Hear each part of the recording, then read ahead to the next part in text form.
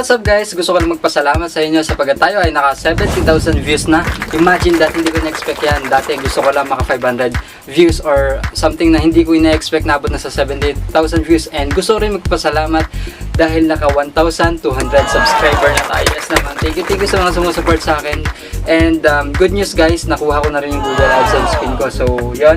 Actually meron na rin kay kuya, so gumawa ako ng content na ipra-prank natin siya dahil dumating na rin yung pin niya. So watch you guys, so let's go!